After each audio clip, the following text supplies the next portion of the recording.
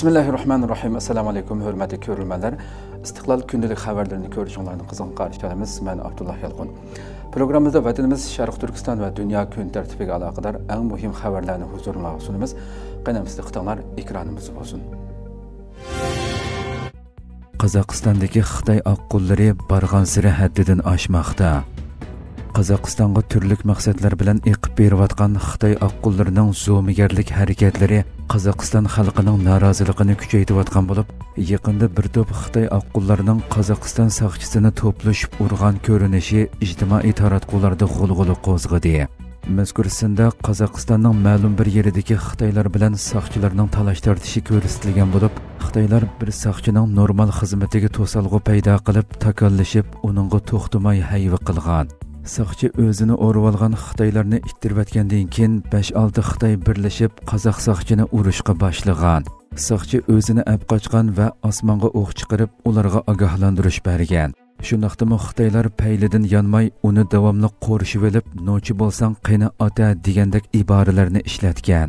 Mazkur qisqasin Turkiston Jumhuriyatlariga singib kirayotgan Xitoy oqqullarining zo'migarlikda, yo'lsizlikda qanchalik darajaga yetganligini ko'rsatib bergan. Xitoy oqqullari bir tarafdan Xitoy bilan Turkiston Jumhuriyatlari orasida kuchayayotgan iqtisodiy munosabatdan foydalanib, Qozog'iston qatorliq davlatlarda shakli o'zgargan kengaymichilik harakatlarini kuchaysa, yana bir tarafdan mazkur davlatlarning qonun nizomlarini ko'zga ilmay, haqiqiy abdi bashirisini ko'rsatib, xalqning noroziligini qo'zg'amoqda.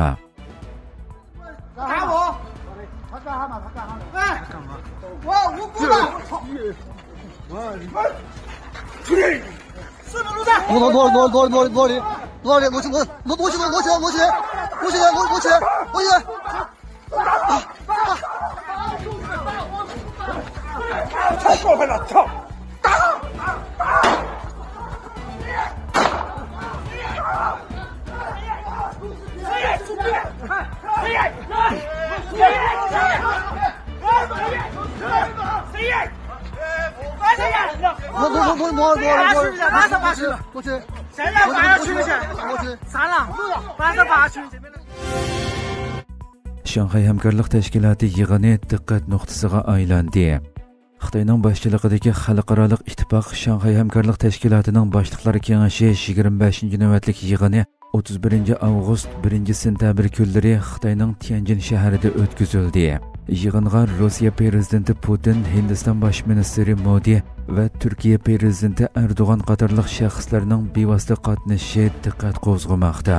Echilish marosimida Xi Jinping nutq so'zlab, qurilgan 24 yil mobaynida Şanghay Hamkorlik Tashkilotining 26 davlatning qatnashishi bilan 50 dan ortiq sohada hamkorlik o'rnatganligi, iqtisodiy umumiy miqdorining 30 trillion dollarga yetganligi, atalmish 3 xil kuchning ko'p taraflamalik harakatlariga o'rtaq zarba berganligi haqida jar solgan. Xi Jinping yana bu yil Şanghay Hamkorlik Tashkilotiga a'zo davlatlarni 2 milliard yuan badalsiz yordam bilan ta'minlaydiganligini, kelgusi 3 yilda banklar birlashmasiga a'zo banklarga yangidan 10 milliard yuan qarz puli tarqatadiganligini bildirgan.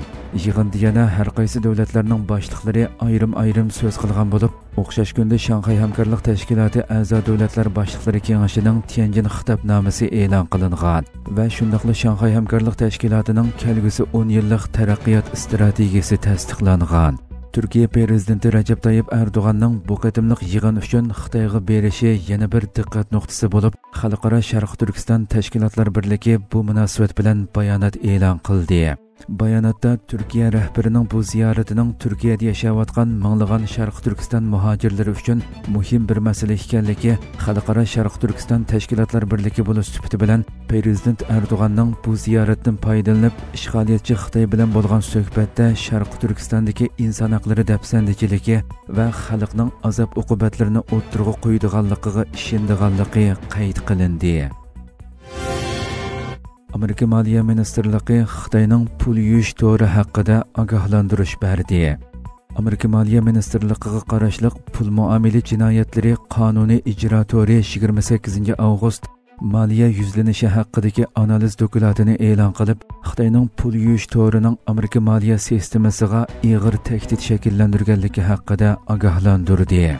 Amerika ovozining bu vaqtdagi xabarida bildirilishicha, dokumentda Xitoyning pul yuvish to'rining Meksikadagi zaharlik chekimlik guruhlari tarafidan savdolarda keng ko'lamda ishlatilib kelganligi, undan boshqa odam bedekchiligi, atkazchilik, aldamchilik va boshqa qonunsiz qilmishlarga chetishlik ekanligi ta'kidlangan. Mazkur organning analiz qilishicha, 2020-yildan 2024-yilgacha Amerikaning pul muomala organlari savdo summasi 312 milliard dollarga yetadigan 140 mingga yaqin gumonliq harakat haqida dokument sungan. Pul yuvish qilmishlari zaharlik chekimlikka chetilib qolmay, davolash aldamchiligi, uy-mulk savdosi qatorliqlarga munosabatlik ekan. Maliya ministrligining amaldorlari bu haqda ogohlantirish berib, mazkur jinoyat to'rining Amerika moliya sistemasiga buzg'unchilik qilish qilmishlariga qarab turmaslik kerakligini ta'kidlashgan. Xitoy bilan Armeniya strategik sheriklik munosabati o'rnatdi. Armeniya bosh ministri Nikol Pashinyan bilan Shi Jinping Shanxay hamkorlik tashkiloti yig'inida strategik sheriklik munosabati o'rnatdi. Xitoy organ taratqusi CCTVning xabariga asoslanganda, Xitoy bilan Armeniya rahbarlari yakshanba kuni Xitoyning shimolidagi Tianjin shahrida bir yerga jam bo'lib, strategik sheriklik munosabati o'rnatgan. Xitoy xabarlarida Shi Jinpingning Armeniya bosh ministri Nikol Pashinyanga Xitoy bilan Armeniyaning bir-birini qat'iy qo'llashi va barliq sohalardagi hamkorlikni chuqurlashtirishi kerakligini bildirganligini xabar qilishgan.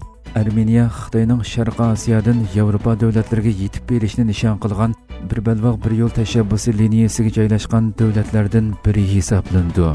Bu qaror Osiyo va O'rta Sharqdan kelgan rahbarlar bir yerga jam bo'lgan Shanxay hamkorlik tashkiloti boshliqlar yig'inida e'lon qilingan. Hurmatli ko'ruvchilarimiz, shuna qilib bugungi xabarlarimiz mush yerda oxirlashdi. Inshaalloh atiki programmamizni ko'rishguncha omon bo'linglar. Assalomu alaykum va rahmatulloh.